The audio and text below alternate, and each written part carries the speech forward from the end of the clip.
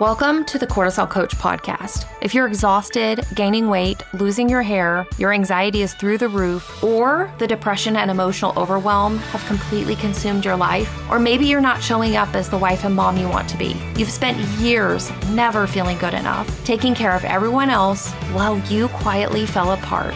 And your body has been keeping score of every single bit of it. The chronic stress, hormonal shifts, perimenopause, menopause, whatever season you're in, cortisol is making all of it worse. And until you heal the root, nothing changes. But this show here is about to change that. I'm your host, Christine Marie, Holy Spirit-led biblical mindset coach, and I have helped thousands of women heal their hormones and cortisol levels. Every week, I bring you leading experts, doctors, and coaches who will help you heal your body, mind, emotions, and your spirit so that you can step into every kingdom purpose that God has planned for your life. So go grab your cup of coffee and let's jump in. Out of everything you could be doing right now, the laundry, emails, scrolling social media, you chose this, and I don't think that's an accident. I'm Christine Marie, and this is the first episode of the Cortisol Coach Podcast. But before I tell you what this show is about, I need to tell you something first. I need to tell you about the woman that I used to be, because she is the reason this podcast exists, and she might be the reason you pressed play today. She was 35 years old. She had 2 adoptive daughters, her 2 boys, an incredible husband, and a faith that she was desperately trying to hold on to. But honestly, she was completely falling apart. And not in any way that was obvious to the outside world, because from the outside, she looked like somebody who had it all together. She loved going to church. She had fostered 77 children. Yes, I said 77. She had served on the governor's task force for foster care reform. She had been the state foster parent president, mentor. She ran a nonprofit. She was doing all of the things. But inside her body was keeping score of every single thing that she had never dealt with. The first thing I noticed was the brain fog. It was so bad that I genuinely started to wonder if something was wrong with my mind or my brain. And my kids used to call me Dory, like that fish who can't remember anything. And then we'd all laugh, but honestly, it made me feel pretty sad because I knew that I couldn't remember things. And I knew something was wrong. Every day I overslept my alarm. My kids were late to school. And then I would drive them there, gripping the steering wheel, panicked, stressed out, feeling so shameful, feeling honestly like I was the worst mom alive. Then I'd drop them off, and then I'd go home, and then I'd go back to bed. Because yes, I was that exhausted. I could never sleep enough to overcome how tired I was. No amount of rest ever made it better. And then there was the weight. I was gaining weight. I barely had an appetite. I wasn't hungry during the day, but the moment that the stress hit, I was starving and I was having all of the cravings, and I loved sugar cookies and cupcakes. And I definitely made 2 to 3 stops at my local coffee shop for a very high sugar mocha, make it iced every day. Whatever would make me feel something other than what I was feeling. And that coffee shop drive-through was definitely a dopamine hit. I was diagnosed with fibromyalgia because I had joint pain so bad that it was affecting everything in my life. I had migraines. Yes, migraines every single day. I was put on migraine medication. And then something that is even a little bit uncomfortable to talk about is I had 0 libido. Like I had no interest at all in having sex with my husband. And yes, we are going to go there because I didn't know why. And the shame of that carried a whole other kind of weight. And the anger. I remember feeling like I was going to explode out of my own skin. I felt overstimulated, overwhelmed, angry, frustrated. Like everything was so loud all the time. And yet, I was constantly reaching for caffeine, coffee, or anything that would help me just survive the next 2 hours. And that was my life for years. And I had no idea that all of this was connected. Because between the ages of 35 and 43, I saw more doctors than I can count. I saw my regular doctors, specialists, OBGYNs, naturopaths. I even saw Chinese medicine doctors. I was given a list of diagnoses, and they just seemed to keep growing. Fibromyalgia, chronic fatigue, adrenal fatigue, anxiety disorder, panic attacks. And if I would have kept going to doctors, they probably would have kept growing. I was put on medication for anxiety, medication for panic attacks, medication for migraines, medication for fibromyalgia, and every single symptom had a prescription. But nobody, not one single person in 8 years ever said to me, let's test your hormones. Let's look at what's happening with your cortisol levels. Not one.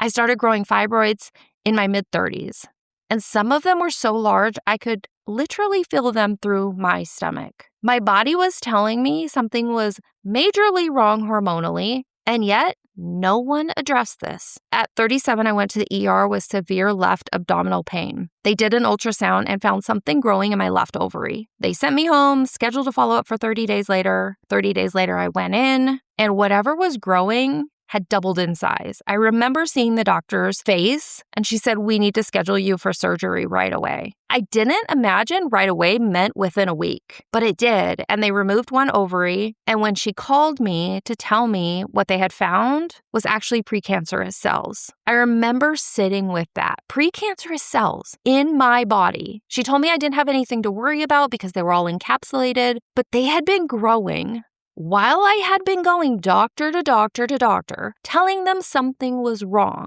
And then in 2021, I finally consented to having the hysterectomy that they had been telling me for years and years and years that I needed. What they didn't know until they did the hysterectomy was that I also had severe endometriosis. There were more fibroids than they had previously counted. And yet, I thought once I had this hysterectomy, all of my health struggles would go away. I thought this was the beginning of a new future, but it wasn't. And I want to pause here for just a second to tell you something that I believe with every single thing inside of me. The medical system is not evil. The doctors I saw were not bad people, but there's a massive gap in what women are being told about their bodies, and especially women in their 30s and 40s, especially women who are high functioning and quietly disintegrating on the inside, women just like I was. And that gap could have cost me everything. I remember one appointment I will never forget where I sat across from the doctor. I was telling her all of my symptoms. I kind of wondered if I was a hypochondriac myself, but I'd been seeing her for years. I trusted her. She was the one who had put me on anxiety medication originally. She had put me on the panic attack medication, the migraine medication. And here I come in again with more symptoms, more questions, more, please help me because something is wrong. And she looked at me and she said, I think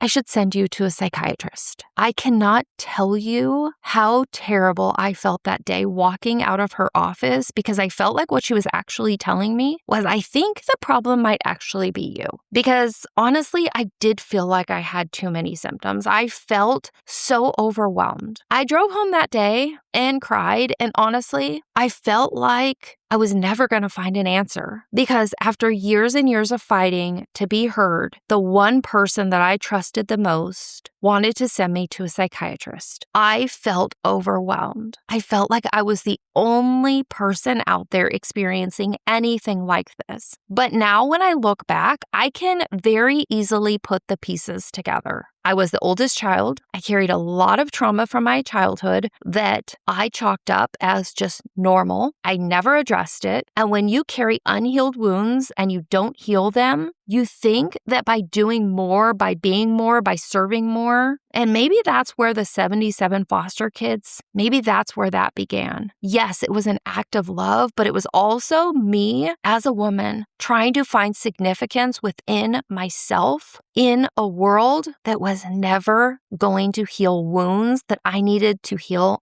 on my own. Being on the governor's task force, being the state foster parent president, all of it was amazing and incredible and meaningful. And all of it, honestly, fueled a body that was already running on chronic stress, cortisol, and a nervous system that had never once been allowed to calm down, find peace, and get off high alert. I, looking back now, know I was living in fight or flight. Not occasionally, but honestly, constantly. And I was managing it. Well, honestly, let's be real. I was trying to manage it with wine at night, and I know where that started. That started by looking on social media, and at the time, a social drink between friends or coming home and having a glass of wine was so normal. So I began believing that was normal too.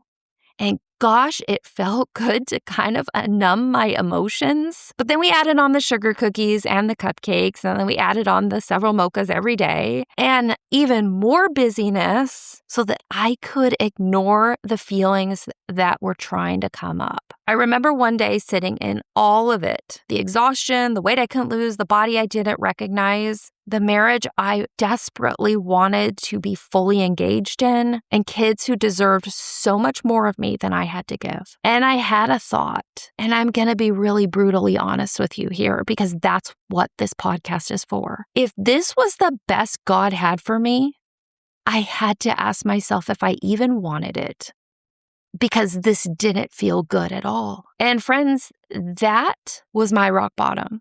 I didn't have the strength to pretend anymore that I was okay.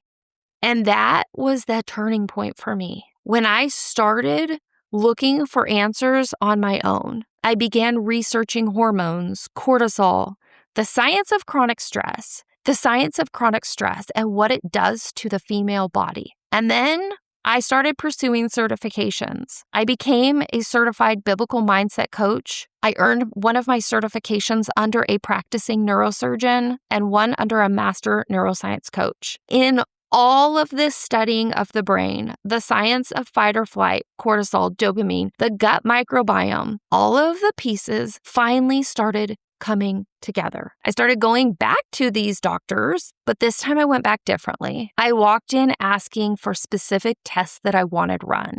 I did the research and I had a hypothesis, and I started gathering the data that no one else offered to give me. And then I began searching for the right supplements for my body, supplements that would specifically support hormones and my cortisol levels. And I remember day 2 of taking them, I sat down to read my Bible, and this was something I had been trying to do for years. Just 5 minutes. I was told, just start with 5 minutes, because I carried so much guilt and shame that as a woman who loved the Lord, why could I not sit down and read the Bible for just 5 minutes before the day started? Because every single time I started to read it, my mind would spiral. I would start thinking of all the to-do lists, my anxiety, my ADHD would take over. I would hear every noise. And then I felt, again, like such a failure. I would just close the Bible and I would go start my day. But that morning was actually different for the first time because I read the Bible for 5 minutes. And when I realized it had been 5 minutes and I had read the Bible, I think that was the first time that I felt hope. I truly felt like, wow, maybe the best God had for me was ahead. And over the next few months, the anxiety did not feel so crushing.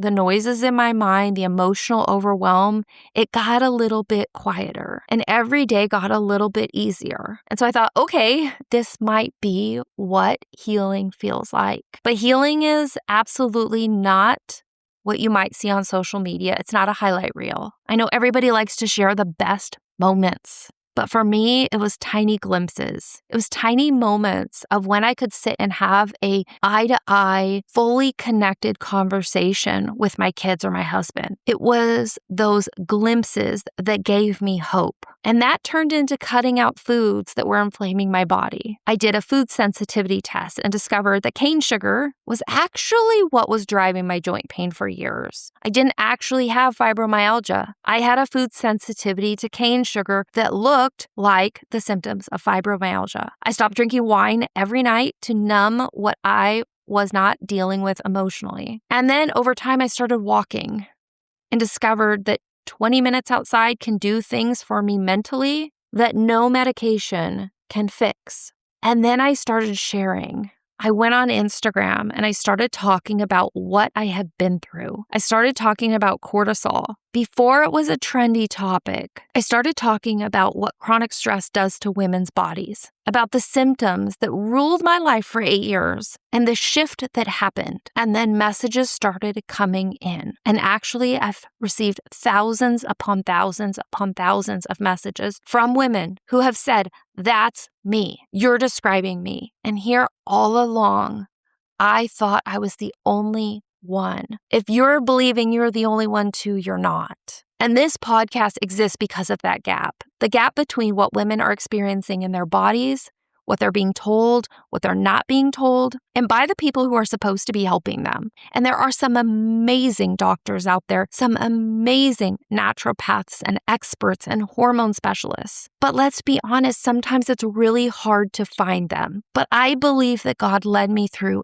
8 years of searching and suffering and through surgery and a hysterectomy and my rock bottom for this moment to stand here and tell you that your symptoms are real, you are not crazy, and you do not have to walk the road that I walked to find answers. Every episode of this podcast, I'm going to bring you experts, the absolute best doctors, coaches, researchers, and women who have walked this road to help you understand every dimension of your health after 40. And it doesn't just end with cortisol. We are talking about your physical health, your mental health, your spiritual health, and how healing is possible. Because here's what I know to be true. Physical healing leads to clarity. Clarity leads to identity. Your identity leads to your calling. And your calling, friend, leads to massive kingdom impact. The enemy, he knows that too. And I genuinely believe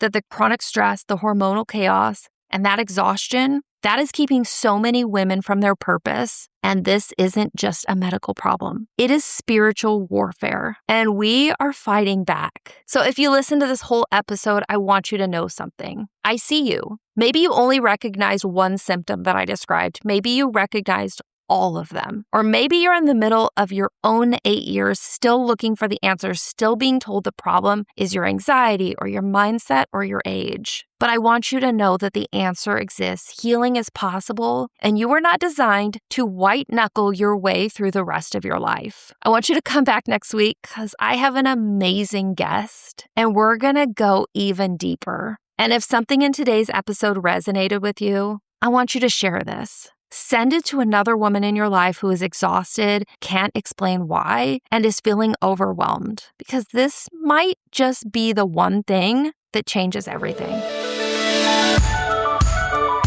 Friend, I am so thankful that you were here today. I pray this episode blessed you big time. And if it did, would you do me a favor and leave me a review on Apple Podcasts? It helps more women just like you find the show, and it may be the very reason that somebody else gets the answers that they need. I would also love to connect with you personally on Instagram. You can find me by searching Cortisol_Coach. That's where I show up every single day. And send me a DM. I would love to connect with you. I'll see you next time.